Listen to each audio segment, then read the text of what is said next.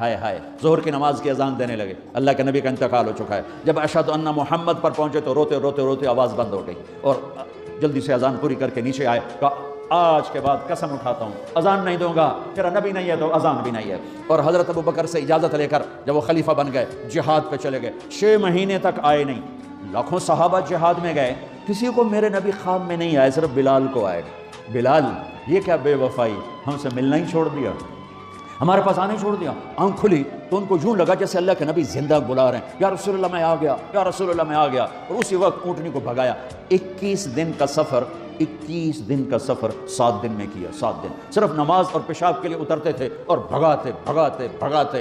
8ویں دن جب مدینے میں پہنچے تو آتے شور مچایا، یا رسول اللہ میں آ گیا، یا رسول اللہ میں آ گیا۔ ان کے ذہن سے نکل گیا کہ آپ تو دنیا سے جا چکے ہیں۔ جب مسجد کے قریب پہنچے تو پھر تڑپ اٹھے اور چیخنے لگے کہ آپ تو ہیں ہی نہیں، پھر گئے سیدھے قبر پہ جا کے یوں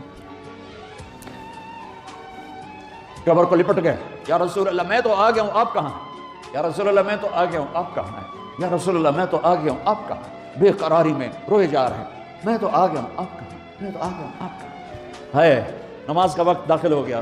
کون سی نماز سے اللہ ہی جانتا ہے، اور سب کو پتا تھا بلال نے قسم کھائی ہے کہ اذان نہیں دیں گے، لہذا کسی کو ضرورت نہیں ہو رہی کہ بلال سے کہیں آج اذان بلالی سنا دے۔ تو چند صحابہ کو خیال آیا کہ نبی کے نواسوں کو سفارشی بناتے ہیں، حسنین۔ تو صحابہ آئے بچوں کے پاس، حسن حسین، کہ بچوں آج کسی کی نہیں چلے گی، تم بلال سے کہو اذان دے۔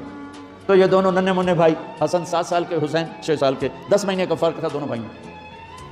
چچا ایک درخواست کہ میرے ماں باپ آپ پہ قربان، آپ درخواست کیوں کہہ رہے ہیں، آپ امر کریں، آپ حکم کریں۔